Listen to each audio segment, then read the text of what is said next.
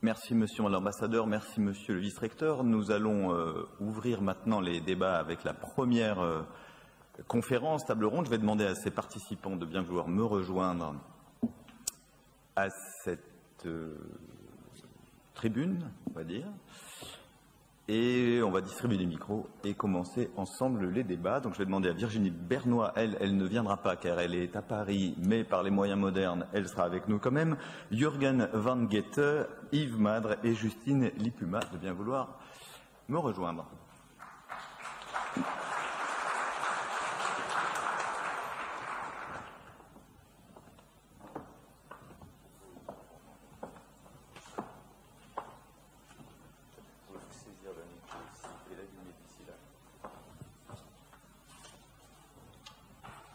Bien, bonjour à tous, bonjour à toutes. Oui, installez-vous là, on est bien, là.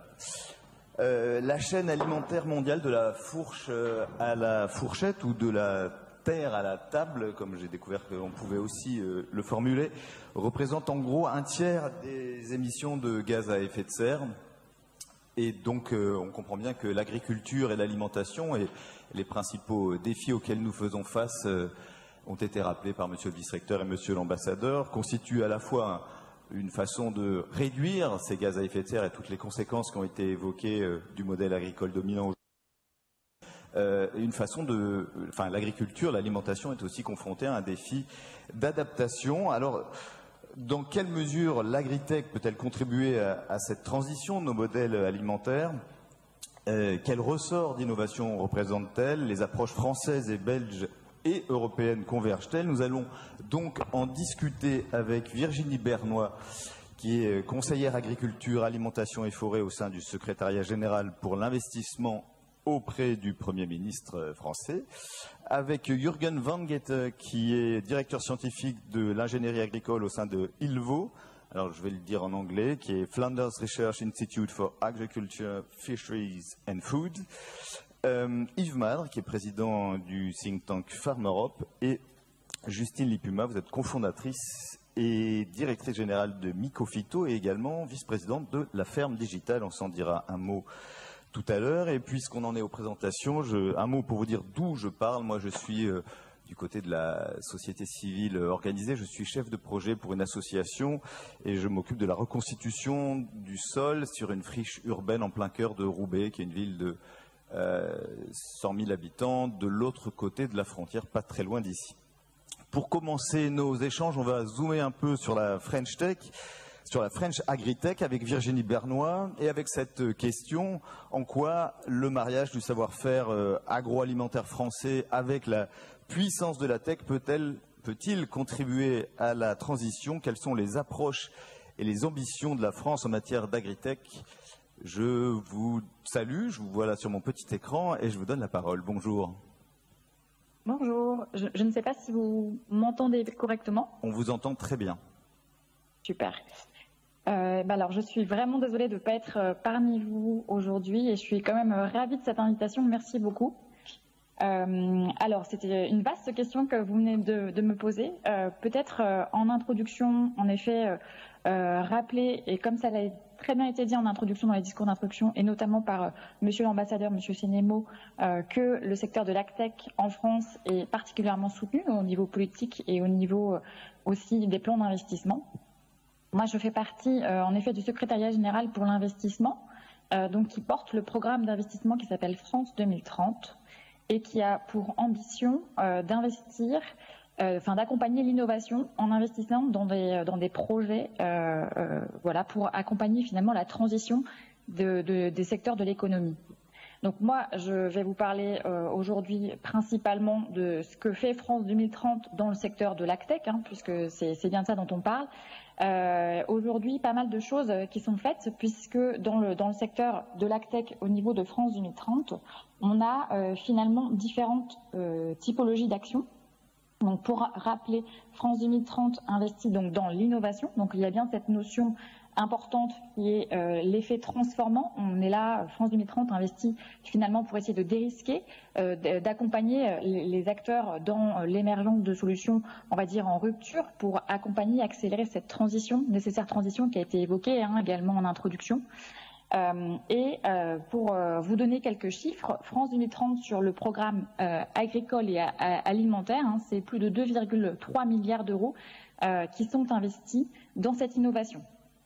Alors, si je continue et si je rentre un petit peu dans le détail pour l'ACTEC, en fait, notamment suite au rapport qui a été évoqué en introduction, demandé par le ministre de l'Agriculture Julien Denormandie et évoqué en fait au Salon de l'Agriculture en 2022, France 2030 a mis en place un continuum d'accompagnement de l'ACTEC au sein de son programme d'investissement. C'est-à-dire que France 2030 va à la fois accompagner des actions de recherche fondamentales sur l'ACTEC, mais va essayer d'accompagner l'ensemble du continuum jusqu'au déploiement et voire l'appropriation par les agriculteurs. Donc ça, c'est important de l'avoir en tête. Encore une fois, nous, notre objectif à France 2030, c'est de faire émerger les solutions de demain, les solutions de rupture, mais c'est aussi de faire en sorte que les agriculteurs de demain puissent, les agriculteurs même d'aujourd'hui, puissent s'en emparer, les utiliser pour avoir un impact très fort au niveau du territoire. Donc, si je vais énumérer quelques petites mesures, en fait, pour l'ACTEC, on a plus de 660 millions d'euros qui sont mobilisés aujourd'hui dans le plan France 2030. On va du programme prioritaire de recherche qui s'appelle Agroécologie numérique, donc qui a plus de 65 millions d'euros, qui est piloté par l'INRAE aujourd'hui chez nous en France, qui a pour ambition justement d'avancer sur des questions, là pour le coup de recherche, sur l'interface entre l'agroécologie et ce que peut apporter notamment le numérique et les data. On a un grand défi robotique qui est piloté par une association qui s'appelle Robagri, qui est aussi très mobilisée finalement sur l'émergence de l'ACTEC en France, qui a pour ambition en fait de faire l'interface entre la recherche et les acteurs industriels. On a ensuite des appels à projets, dont un qui s'appelle Innover pour les transitions agroécologiques et les besoins alimentaires de demain, donc qui est doté de plus de 200 millions d'euros, et là qui va accompagner les acteurs, et notamment les acteurs de l'ACTEC, dans lever des verrous technologiques. Donc là, par exemple, on va permettre à des entreprises de venir tester des solutions ACTEC très concrètes sur le territoire, et donc d'avoir accès à un financement pour pouvoir se faire. Enfin, on a deux autres mesures. Une mesure qui s'appelle pré-série, où là, très concrètement, une fois que vous avez votre prototype, eh bien, on vous permet de le lancer, de faire une première pré-série de matériel. Donc, c'est un appel à projet qui est doté de 25 millions d'euros. Et dernière mesure dont je voulais parler, c'est la mesure qui s'appelle, c'est un appel à manifestation d'intérêt qui s'appelle agroéquipement pour la 3e révolution agricole, où là, on permet le déploiement des technologies. Donc, très concrètement, on sélectionne des matériels innovants et sur la base de cette sélection, les agriculteurs peuvent candidater à un guichet donc, qui est tenu par France Agrimaire chez nous en France et qui permet finalement d'avoir accès à des subventions pour des matériels jugés innovants. Donc là, on est vraiment, comme je vous le disais, à la fois dans le faire émerger des technologies innovantes et jusqu'à l'appropriation par les agriculteurs de ces technologies. Et ça, c'est très important et c'est ce que souhaite France 2030. Ensuite, juste peut-être pour rappeler pourquoi est-ce qu'on fait tout ça, vous l'avez très bien dit, donc je vais peut-être pas être très longue là-dessus et laisser parler mes collègues, les autres intervenants de la table ronde. Évidemment, ce qu'on cherche nous, c'est à mettre en place ce type de mesures pour avoir une agriculture qui soit plus durable, plus résiliente, plus compétitive aussi. Bien sûr, et donc avoir des effets à la fois sur des aspects environnementaux tels que la réduction de gaz à effet de serre, du CO2, évidemment la limitation de la consommation de l'eau, qui est un gros sujet chez nous en France. J'imagine que c'est peut-être le cas également en Belgique, mais aussi l'énergie. Et enfin, évidemment, s'intéresser au bien-être de l'agriculteur, mais aussi de l'animal, mais surtout, en effet, ça a été dit, demain, faire en sorte qu'on ait encore des agriculteurs qui souhaitent exercer ce métier. Et donc ça, c'est très important, c'est d'accompagner finalement et à la fois cette évolution de demande et évidemment le bien-être des agriculteurs. Merci. Et on reviendra vers vous dans un instant. Vous le soulignez, en effet, la question du renouvellement des générations agricoles, alors que dans les 10 prochaines années, la majorité des agriculteurs français vont partir à la retraite. C'est effectivement une question assez centrale quand on considère que nous serons effectivement 10 milliards de mangeurs en 2050 et que donc en 2050, nous aurons aussi nous devrions aussi être à la neutralité carbone. Merci pour cette présentation de la politique publique française. On va se tourner vers la Belgique avec Jürgen van Geeten. Donc je rappelle que vous êtes directeur scientifique de l'ingénierie agricole de ILVO, Flanders Research Institute for Agriculture, Fisheries and Food. Comment l'agritech a-t-elle un rôle à jouer et comment soutenir à la fois son développement et sa diffusion et la diffusion de ces solutions jusqu'au grand public, puisque c'est, on va le découvrir, une partie de vos missions. Alors, je crois que vous avez un PowerPoint, et donc du coup, il nous faudrait la petite zappette. Okay. Vous m'entendez? Ouais. Oui, on vous entend. Okay. Je vais vous donner tout de suite la... Ah, super. Super, je pense que... Bon, bonjour à tous et à toutes. Je suis très content que je suis invité ici pour discuter avec vous sur l'agrotech et le point de vue de ILVO. J'aime bien parler en français, mais si c'est permis, pour faire ma diapo, je vais changer vers l'anglais parce que la plupart des mots en agrotech qu'on utilise, c'est en anglais, c'est un peu plus facile et ça va aller plus vite. Voilà, vous m'avez déjà, you already introduced me. Alors, vous m'avez déjà présenté et pendant les 5 à 10 prochaines minutes, je vais parler des recherches et des innovations intelligentes dans l'industrie agroalimentaire parce que pour nous, l'alimentaire est aussi très important. Nous allons voir comment nous utilisons ces recherches et ces innovations pour encourager des systèmes alimentaires plus durables en Europe.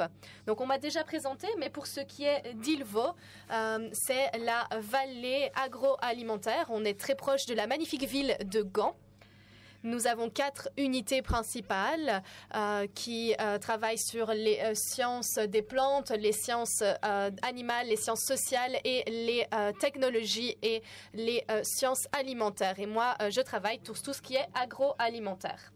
Il est important de savoir ici que ILVO couvre toute la chaîne alimentaire. Nous travaillons du champ à l'assiette, mais aussi dans l'autre sens. Nous nous penchons aussi sur les défis des consommateurs et nous essayons de les rapporter auprès des agriculteurs pour trouver des solutions directement sur le terrain. ILVO ne soutient pas l'un ou l'autre modèle agricole. Nous sommes là pour tous les modèles agricoles. Les agriculteurs qui souhaitent produire pour les petites communautés à petite échelle, ainsi que ceux qui essayent de produire de manière efficace et de manière durable pour le marché global. Lorsque j'ai parlé des défis principaux que nous avons et je me suis concentrée sur les technologies, on voit la transition verte que l'Europe veut atteindre en matière de technologie aussi. Et cela implique à 6 priorités pour ILVO. Nous sommes toujours convaincus que les données qualitatives ne sont pas encore disponibles et si elles le sont, il y a une absence d'interopérabilité sémantique. Cela veut dire que l'interprétation des données pose toujours un grand défi. Et lorsque l'on parle de données, d'accès aux données et de technologies, on est toujours confronté à des déséquilibres de pouvoir sur le marché. Cela veut dire qu'il est difficile pour les agriculteurs d'avoir accès aux données. Beaucoup d'agriculteurs en Flandre ont l'impression d'investir dans la technologie, dans les machines, de partager leurs données dans la chaîne, mais que la valeur n'est pas créée dans leur exploitation, que la valeur est créée à d'autres endroits dans la chaîne et n'a pas de répercussions directes sur leur travail. Je pense que cela est un défi majeur pour l'instant. Et puis, nous avons aussi le problème de l'adoption de la technologie. On voit beaucoup d'innovation, d'investissement, mais on voit que les agriculteurs n'adoptent pas encore entièrement ces technologies. Et pour moi, cela est lié à un autre défi. Nous n'avons pas assez de possibilités de tester en temps réel ces technologies. Si on veut que les technologies soient prêtes pour le marché, lorsque l'on travaille avec des matériaux vivants, biologiques, il faut des tests en temps réel sur le le terrain. Et pour moi, ça, c'est toujours un problème. Et puis, le dernier défi, comme vous l'avez sans doute remarqué, n'est pas un défi purement technologique, mais souvent, on voit que la technologie n'est pas le plus grand problème. En fait, c'est la confiance des utilisateurs finaux de cette technologie, à savoir les agriculteurs. Surtout lorsque l'on parle de données. Si on veut que les agriculteurs partagent leurs données, il faut que la technologie leur donne ce que l'on appelle la souveraineté des données. Il faut que les agriculteurs aient le contrôle de ces données. On parle aussi du code de conduite en matière de technologie et d'agriculture. Et pour ce faire, il est important que les agriculteurs qui sont propriétaires de ces données gardent le contrôle sur ces dernières. Alors, désolé, un petit problème d'animation ici que nous allons essayer de résoudre. Mais quelle est l'approche pratique chez Ilvo?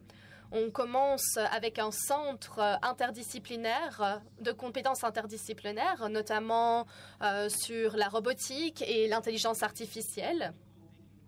Et puis, nous faisons le lien avec un centre d'innovation qui se fonde sur les réseaux. Donc, on essaye vraiment d'avoir une solution complète où on peut orchestrer cet écosystème très complexe avec les chercheurs, les entreprises, les investisseurs, le gouvernement et bien sûr les agriculteurs. On veut vraiment soutenir toutes les parties prenantes. Et pour nous, la promotion du partage de connaissances est très importante.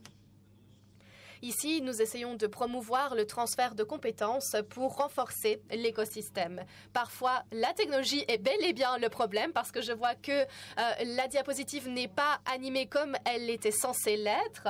Mais donc, oui, nous essayons de renforcer l'écosystème et les connaissances de cet écosystème. Cela est essentiel pour nous et nous combinons ces deux composantes avec une autre composante très importante, à savoir l'implication, un Living Lab. Donc, nous essayons d'impliquer toutes les parties prenantes par le biais de co-création. Nous voulons développer des solutions prêtes à être adoptées sur le marché et pertinentes pour nos agriculteurs. C'est pour cela que nous voulons les impliquer dans le développement de ces solutions. Dans la gouvernance du Living Lab, nous incluons également les agriculteurs pour qu'ils aient leur mot à dire sur le déploiement des technologies. Nous soutenons également les politiques et les réglementations en la matière. Et comme je l'ai dit, nous travaillons aussi sur la recherche et le développement en conditions réelles. Et puis, finalement, c'est ce qui nous encourage à apprendre continuellement et à mettre à jour continuellement notre centre de compétences interdisciplinaires. Et puis, le dernier point qui est essentiel pour nous, c'est d'être actif sur la scène européenne avec Digital Europe, Horizon Europe. Et ici, nous travaillons avec différents partenaires en Europe et nous avons aussi des partenaires très importants en France. En pratique, nous faisons la promotion d'une approche à 4 niveaux. Donc, nous avons des innovations et des données. Nous avons ensuite l'espace de données. Et puis, nous avons des applications intelligentes qui utilisent l'intelligence artificielle et une durabilité très forte pour créer ce que vous voyez ici au sommet de la pyramide, les connaissances. Avoir des données pour avoir des données, ce n'est pas intéressant. Il faut les utiliser pour créer des applications et surtout pour créer des connaissances. En Europe, nous travaillons sur le développement d'un écosystème de logiciels ouverts. Nous travaillons sur le hub d'innovation et nous travaillons aussi dans tout ce qui est l'économie des données pour des systèmes alimentaires durables. Bien sûr, la plupart de ces projets sont intimement liés à la France. Il est très important de le rappeler aujourd'hui. Nous travaillons sur de nouveaux projets avec nos partenaires français. Et très récemment, cela a été rassemblé dans un projet très intéressant, 6 millions d'euros, où la France est un des partenaires principaux. Et au cours des 5 prochaines années, nous allons développer des services pour les entreprises d'intelligence artificielle et de robotique. L'idée, ce n'est pas de faire plus de recherche ou de créer plus de données, mais d'apporter ces solutions sur le marché et directement auprès des entreprises qui en ont besoin. Et nous avons hâte de collaborer davantage avec la France en la matière. Donc cela m'amène à la fin de ma présentation et j'ai choisi cette photo plutôt qu'une photo de la technologie pour vous montrer comment comment on implique les utilisateurs finaux, donc les agriculteurs. Et bien sûr, cela est toujours plus facile avec une bière ou un café en soirée. Merci beaucoup et j'ai hâte de discuter de tout cela avec vous. Merci Jürgen et merci de vous être débrouillé de ces petits problèmes technologiques mineurs, mais dans une présentation ça compte.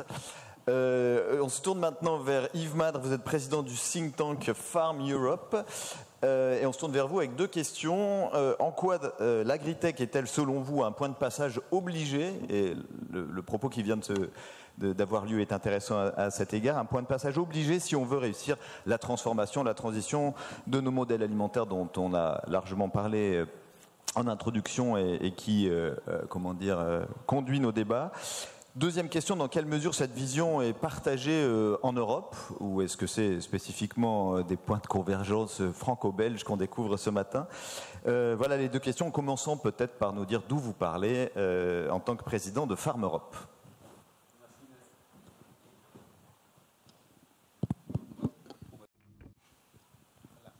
La technologie, merveilleux.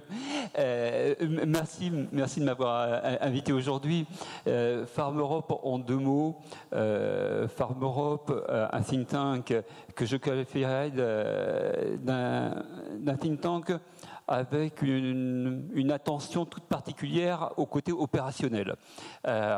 Nous rassemblons des partenaires à travers toute l'Union européenne, qu'ils soient des partenaires du monde scientifique ou du monde économique.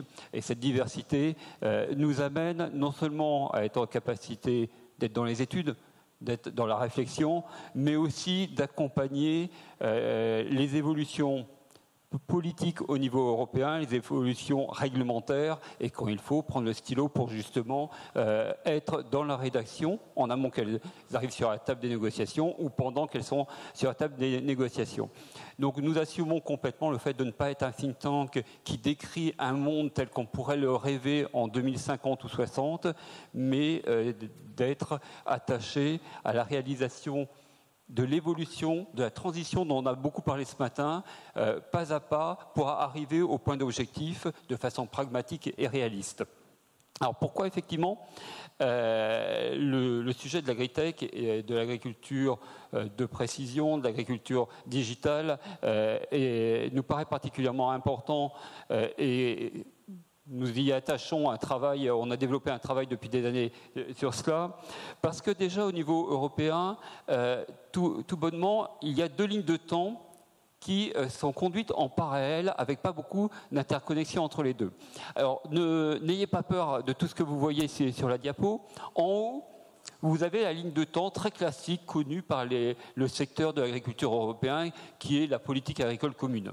Alors déjà, effectivement, elle change, elle avance, elle se modifie, et puis à un rythme relativement soutenu. Et en dessous, vous avez la nouvelle ligne de temps du Green Deal.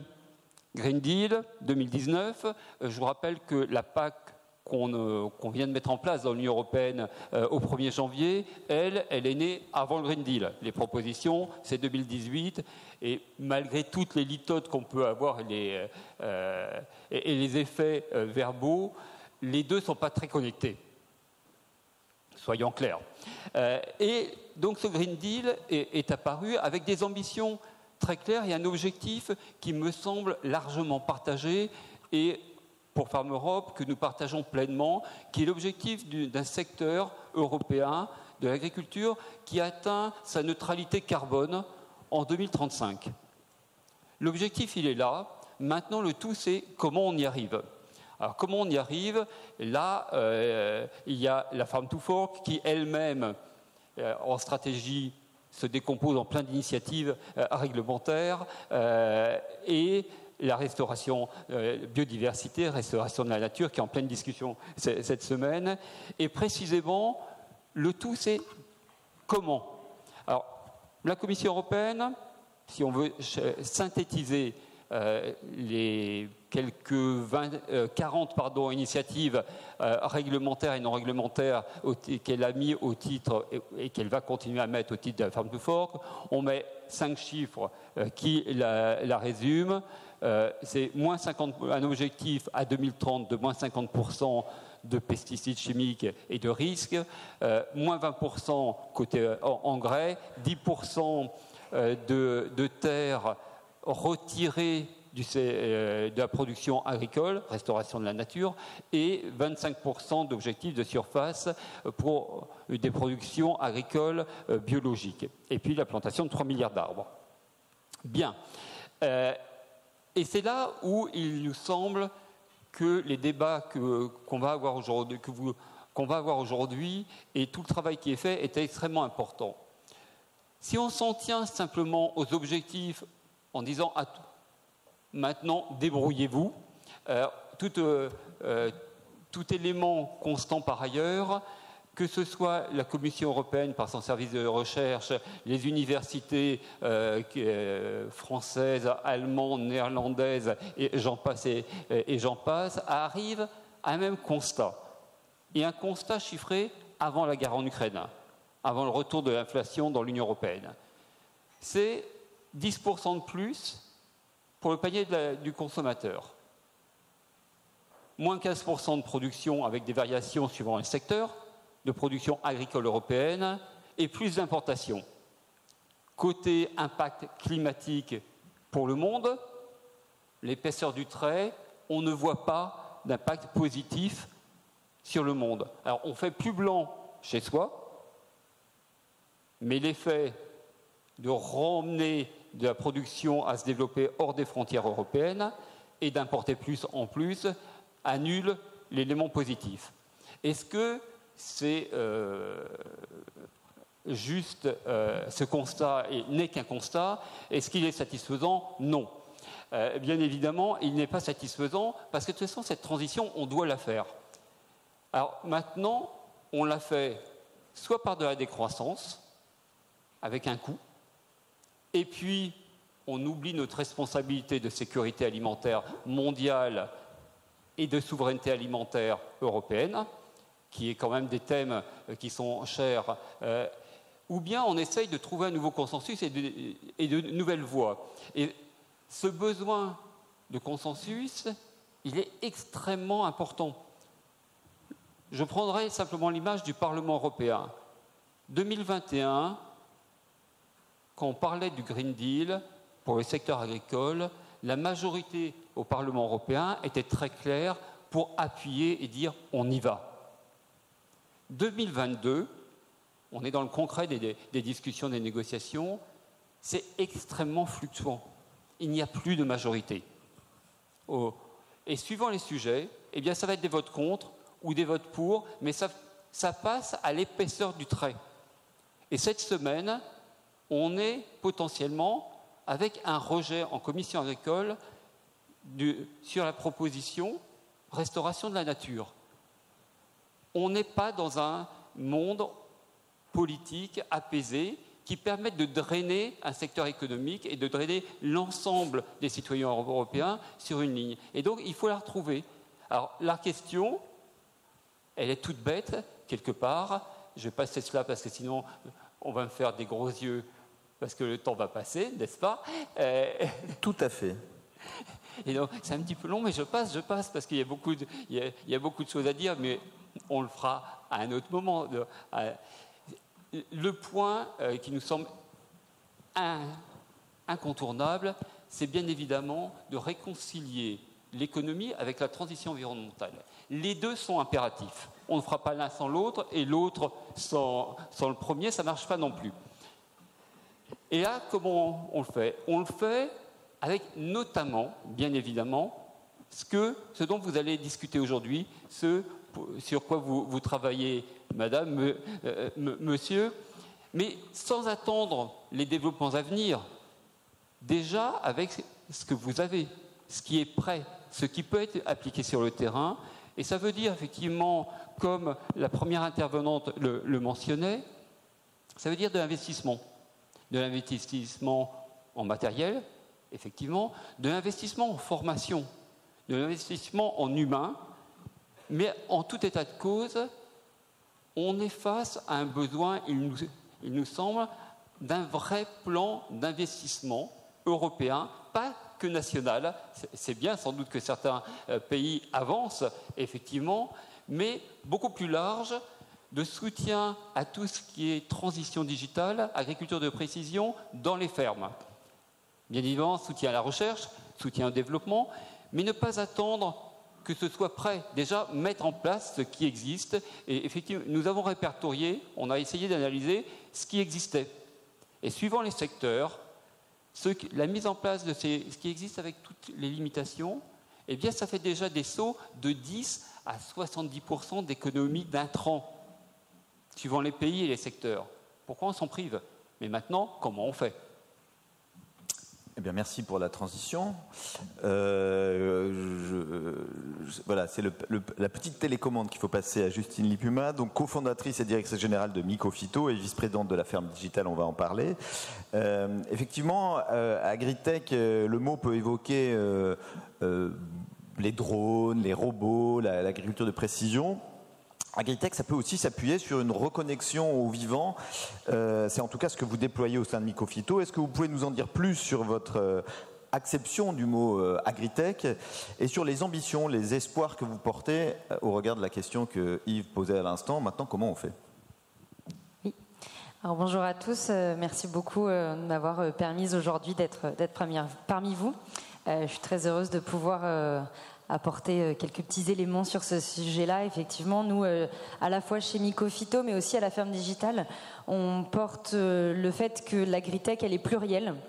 On a parlé effectivement de drones, on a parlé de solutions numériques qui sont importantes dans cette transition environnementale et sociétale. Mais il y a aussi, il ne faut pas opposer le fait qu'on peut faire de la technologie, être tech, tout en étant raccroché au vivant, tout en s'inspirant du vivant, parce que finalement, a priori, la nature, elle n'est pas trop mal faite. Elle était là avant nous, elle le sera probablement après nous.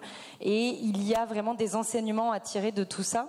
Et nous, on est dans alors on appelle ça les biotech, ou dans des notions de biomimétisme, de bio-inspiration. Et on pense que c'est aussi riche d'enseignements. On est ici au sein d'une université de laquelle, j'imagine, sont déjà sortis ou vont sortir des startups, des projets deep tech.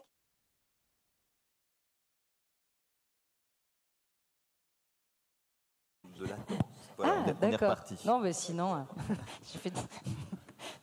on retourne sur les amphis, ça on y arrive. Et donc, c'est cette deep tech qui a un cœur de R&D importante.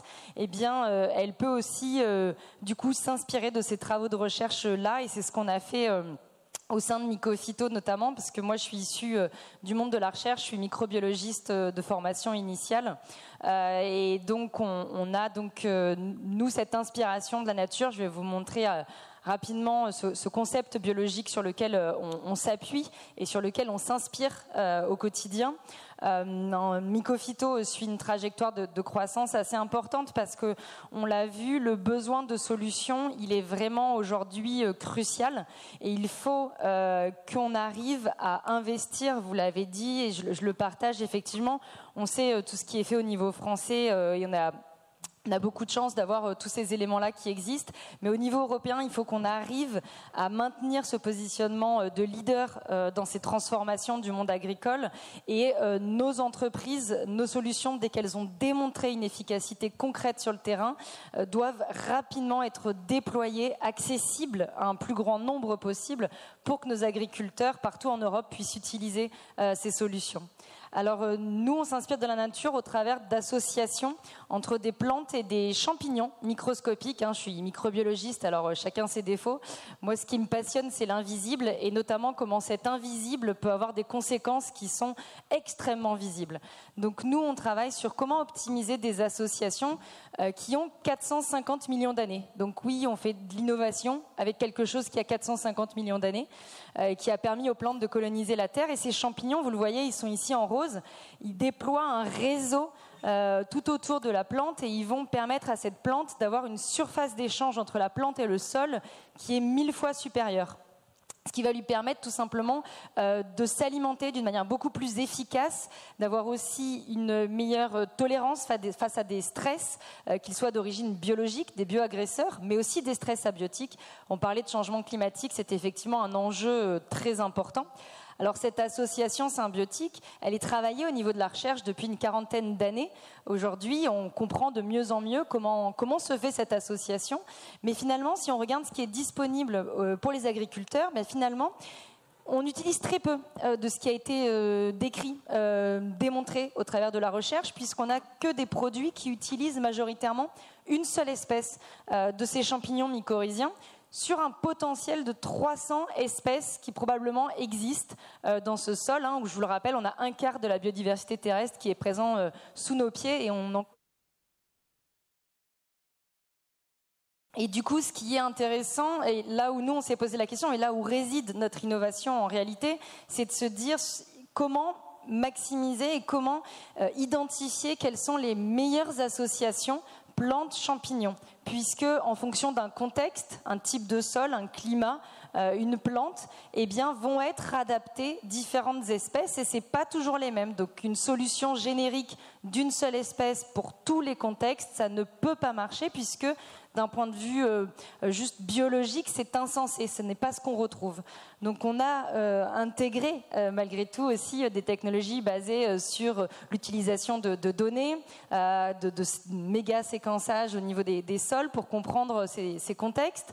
On a développé du coup des modèles de prédiction pour savoir finalement quelles sont les espèces les plus adaptées à quelle plante et à quel contexte.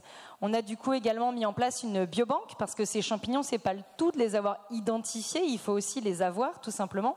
Donc on a une biobanque qui est en train de devenir une des plus grosses biobanques européennes sur ces champignons qui jusqu'alors étaient présents dans des sols mais ont été oubliés. On avait oublié quelque temps que le sol était vivant. On marche dessus, mais on connaît presque plus ce qu'il y a sur la Lune que ce qu'il y a dans notre sol.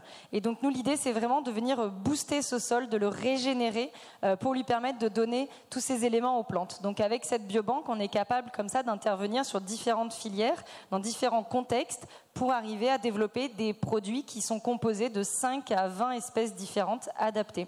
Donc avec ça, enfin, un brevet qui porte sur cette production de champignons mycorhiziens qui sont spécifiques. Juste, comme on a commencé un peu en retard, on va terminer un tout petit peu en retard, pas totalement un quart d'heure de retard, on va essayer de couper la poire en deux pour laisser un peu de temps quand même avant le déjeuner à la table ronde qui nous suit. Mais vous parliez d'accès aux nutriments du sol. Ces champignons, ces mycorhizes facilitent ça.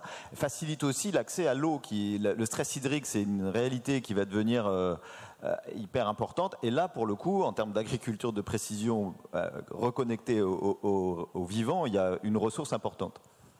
Oui, effectivement, ces champignons, ils sont aussi capables de produire des espèces d'éponges qui vont venir maintenir et conserver l'eau au plus près des racines. Et donc nous, on a notamment travaillé sur de la vigne où on a été capable de montrer qu'on avait 20% d'eau en plus à proximité de vignes qui avaient été traitées, boostées avec ces champignons en comparaison avec des plants témoins, ce qui a entraîné dans un domaine viticole qui avait sur une période de sécheresse entre 30 et 40% de pertes liées à cette contrainte hydrique. Eh bien, nous, on a pu contrebalancer cette perte de rendement qui ne s'est pas retrouvée sur les plants qu'on avait pu traiter. Merci. Vous êtes aussi donc vice-présidente de la Ferme Digitale, association loi 1901 fondée par 5 startups au départ. Et l'objectif, et je l'ai lu sur votre site, c'est promouvoir l'innovation et le numérique pour une agriculture performante, durable et citoyenne. Alors, et je voudrais qu'on discute de ça dans le gros quart d'heure qui nous reste. Cette agriculture durable et citoyenne, est-ce qu'elle ne repose au fond que sur les épaules de l'agritech? Est-ce qu'elle ne repose que du côté de l'offre, du côté de l'amont de la filière? Ou est-ce qu'il y a des usages, des choses, d'autres... Yves Madre évoquait évidemment le contexte politique, la façon dont les choses sont mises sur l'agenda politique, mais du point de vue sociétal aussi, est-ce qu'il n'y a pas, du côté de la fourchette, des choses à entreprendre? Oui, complètement, et c'est primordial, et c'est pour ça déjà au sein même de la ferme digitale, on a aujourd'hui une centaine de membres, et l'enjeu est vraiment de couvrir effectivement toute cette chaîne qui va de la fourche à la fourchette ou de la terre à l'assiette, effectivement, et l'enjeu est d'avoir des innovations qui portent sur l'amont des filières, mais aussi en aval, on en a parlé un petit peu, répondre à une attente de nouveaux modes de consommation, nouveaux types d'apports protéinés par exemple, sur aussi des nouvelles façons pour les agriculteurs de diffuser leur production, de vendre, de commercialiser leurs produits, pour de nouveaux modes aussi pour les consommateurs d'avoir accès à ces solutions. Donc on va vraiment sur une innovation qui est toute la chaîne, et les citoyens doivent vraiment effectivement être impliqués là-dedans. Il y a tout un enjeu aussi de formation, d'acculturation, ne serait-ce que d'expliquer qu'on peut manger une pomme avec une tache noire, c'est pas très grave, ça va bien se passer. Et donc il y a aussi cet enjeu-là, et c'est pour ça qu'au sein de la ferme digitale, on essaye d'être présent sur des salons comme le Salon international de l'agriculture. On était encore cette année présent avec 800 mètres carrés, plusieurs conférences qui intégraient l'innovation, les agriculteurs et les citoyens. Tout ce monde-là doit parler ensemble, et c'est aussi dans ce sens-là où on travaille sur la French Agritech, qui a été lancée il y a maintenant 2 ans, avec un agenda, avec des réunions interministérielles pour arriver vraiment collectivement à pouvoir être à la fois en amont, mais aussi en aval. En termes d'innovation, elle doit se positionner partout, et l'innovation, il faut voir ce qu'on y met dedans. Ça peut être beaucoup de choses.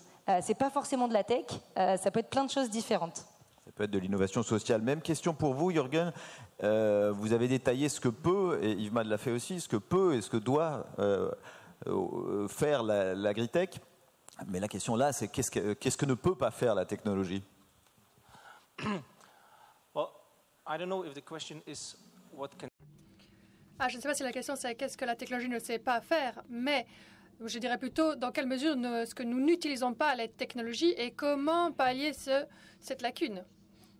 Et le premier élément que j'ai mentionné dans un de mes premiers transparences, c'est la valeur. Nous constituons énormément de valeurs de la ferme qui sont introduites dans la chaîne. Donc l'idée, c'est de recréer de la valeur. Ceci est essentiel. Et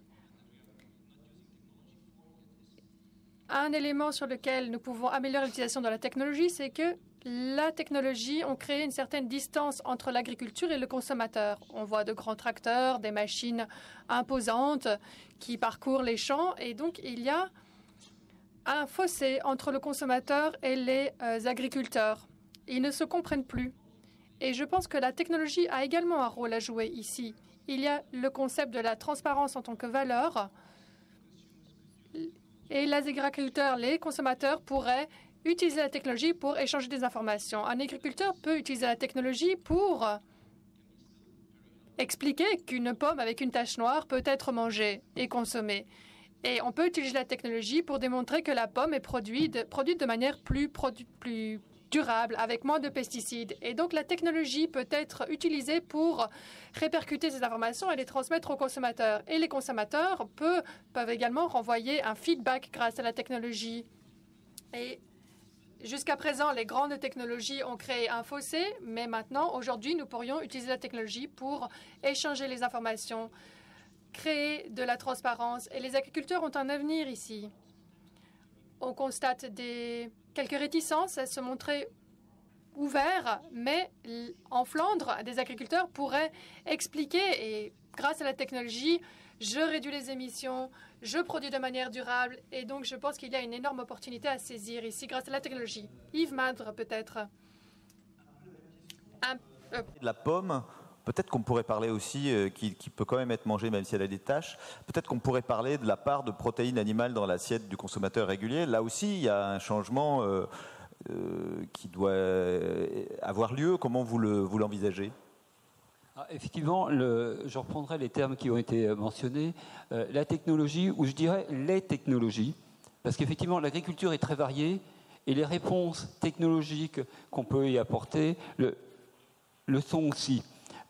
Juste une petite parenthèse, c'est une évidence, vous l'avez dit, mais il est bon de la souligner. Quand on parle de technologie, c'est vrai pour tous les types d'agriculture. et toutes les tailles d'agriculture. On a commencé à travailler il y a des années sur l'agriculture digitale avec des Grecs. Taille moyenne des exploitations en grec, 6 hectares. Une parcelle de 1 hectare est une très grande parcelle. Ben, ça marche. C'est juste comment on fait, comment on s'organise, qui est-ce qui investit, comment. Donc, fermez la parenthèse. Mais effectivement, donc les réponses sont multiples et elles impliquent aussi le consommateur. Et quand on parle du consommateur et du message qu'on doit lui donner, ça passe aussi par l'éducation. Donc, les consommateurs, c'est déjà nos enfants. Hein, ça ne va pas être un coup de baguette magique où on va dire on va avoir une grande campagne de com et tout le monde va comprendre. Non, ça ne marche pas. Ça saurait, on n'aurait plus d'obésité. Manger, bouger, manger 5 légumes, ça marcherait. Oui, mais on a l'obésité qui augmente, donc il faut effectivement reprendre à la base. Et c'est le défi d'une génération, en effet. Et c'est remettre la science aussi à la base de ce qu'on va leur dire. Et effectivement, un régime équilibré, c'est un régime où on mange un peu de tout. Il n'y a rien de mauvais. C'est juste, est-ce qu'on le prend en bonne quantité? Et si on prend le volet protéines animales, il en faut raisonnablement, effectivement. Et dans les protéines animales, remettons aussi la science. Et quand on parle, par exemple, de compétition de nourriture et de surface entre ce que l'humain peut manger directement, des végétaux, des céréales, et ce qu'il ne peut pas manger, et qu'on fait le décompte très factuel, la science, rien que la science, finalement on s'aperçoit que la viande bovine, c'est le meilleur rapport parmi les viandes en termes d'utilisation de ce que la nature nous offre. C'est contre-intuitif, ou en tout cas c'est parce qu'on lit couramment, mais c'est un fait, tout bêtement, parce que j'ai beau brouter l'herbe, je ne la digère pas. C'est déjà un élément qu'il faut reprendre. Vous voulez dire que les bovins transforment la façon très efficace sur des surfaces qu'on ne pourra pas utiliser, sauf à un coût environnemental désastreux. Quand ils mangent de l'herbe. Quand ils mangent de l'herbe, quand on prend un mode d'élevage européen, je ne parle pas des feedlots de l'autre côté de l'Atlantique, où là j'aurais un discours légèrement différent. On est bien d'accord. Mais tout ça pour dire qu'effectivement, les réponses sont multiples. Elles concernent le consommateur avec un travail énorme à faire. Et il me semble que tant l'Union européenne que les États membres doivent reprendre ce dossier réel, mais pas en mettant des injonctions. Ça ne marche pas. Ou sinon, on va avoir les gens dans les rues pour des éléments alimentaires. Il faut les convaincre, leur expliquer. Et puis, au niveau des différentes phases de la chaîne, effectivement, les réponses, elles peuvent être digitales, elles peuvent être biologiques, effectivement, je vous rejoins complètement, agronomiques, et puis elles peuvent être aussi, et elles doivent être variétales. Et on a un dossier qui est juste devant nous, là, qui s'appelle le dossier des NBTs, des nouvelles technologies, des nouvelles techniques variétales. Il doit arriver sur la table des discussions européennes fin juin, maintenant début juillet. Il est vital. Il ne faut pas qu'on se loupe. Et là, on en a besoin. Il faut aussi remettre la science dedans, dire ce que c'est et ce que ça dépasse, ce que ça peut donner. Mais si on n'a pas ce triptyque, on aura du mal. Et derrière, je suis désolé, mais après je serai sage, il y a une question systématiquement de moyens. Est-ce qu'on a les moyens de le faire? Et puis j'en profite pour faire un clin d'œil à la personne qui est à Paris, dans l'entourage du Premier ministre. Quand on a une PAC qui, en valeur, entre maintenant et 2027, va baisser de 87 milliards, 2 années de paiement direct, on fait comment? Alors vous me direz, il y a une révision à mi-parcours du budget européen, là au mois de juillet de cette année. On met l'agriculture et l'alimentaire dedans pour favoriser et dynamiser les investissements au niveau communautaire, ou bien on passe de côté en se voilant la face. Merci. Vous êtes très sage, hein, vous inquiétez pas. Virginie Bernand, on va terminer avec vous. Vous rebondissez sur la proposition de Yves, si vous voulez ou pas, mais il y avait aussi cette question, qu'est-ce que la technologie ne peut pas? Quelle est la part et comment on l'appréhende à ce moment-là de ce qui relève des changements sociétaux? Alors on a entendu que la technologie pouvait servir à fluidifier, à accompagner aussi les changements sociaux sur les modes d'alimentation. Quel est votre point de vue là-dessus? Oui, je pense que déjà beaucoup de choses ont été dites. Également, moi ce que je voulais dire, c'était que la technologie doit être au service d'une vision, d'une ambition. Ça, je pense que ça a été bien dit. L'ambition, en tout cas, que soutient France 2030, c'est d'avoir une alimentation saine et durable demain, de pouvoir continuer de nourrir une population qui est grandissante, tout en réduisant de manière drastique les impacts, on va dire, négatifs d'une agriculture et d'une alimentation.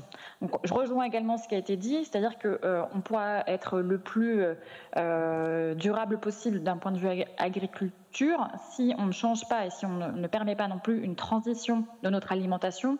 Ce sera compliqué. Donc il faut faire les deux. Et d'ailleurs, j'en ai pas parlé, mais évidemment, on accompagne aussi le changement et l'innovation dans la transition alimentaire à travers et là également des appels à projets et de la recherche, notamment sur les nouvelles protéines, la diversification des protéines. Encore une fois, évidemment, il faudra continuer de manger de la viande et on est bien d'accord là-dessus, sur les modèles durables d'une production de bovins. En revanche, très clairement, c'est clair qu'il faut quand même accompagner le changement d'alimentation également. Et donc, voilà, pour moi, il faut quand même dire que la technologie, c'est au service d'une vision. Et ça, c'est très important de l'avoir. C'est où est-ce qu'on veut être demain, en fait? Quelle ambition on donne à notre agriculture et à notre alimentation? Et comment est-ce qu'on fait de notre système agricole, en fait, demain, un puits de carbone et un puits de services écosystémiques? Comment est-ce qu'on développe également la bioéconomie pour demain diversifier les revenus des agriculteurs? Enfin, c'est des choses comme ça qu'il faut répondre. Et ça, c'est pas que de la technologie, c'est de l'organisation, c'est de la volonté politique et c'est des moyens mis en face. Et enfin, je terminerai là-dessus, et ça a été bien dit par Madame Lipouma, et en effet, c'est très intéressant pour moi, c'est que la technologie ne doit pas, voilà, entre guillemets, il y a la technologie et il y a le vivant. Pour moi, ça doit être en une espèce de symbiose. On ne remplacera pas les écosystèmes vivants, et fort heureusement, et on espère justement pouvoir contribuer à les renforcer et les maintenir. Donc ça, je pense que c'est aussi très important, et ça fait partie d'une vision qu'on doit porter collectivement. Eh bien, je vous remercie pour cette conclusion. On restera sur vos mots. L'agritech, elle est là pour être au service d'une vision. Merci à vous trois pour être venus jusqu'ici et vos contributions. Merci à vous depuis Paris. Il est 11h01 et on va laisser la place à la table ronde suivante. Quels enjeux pour la recherche en agritech et ses applications? Une perspective belge, française et européenne. Je vous remercie.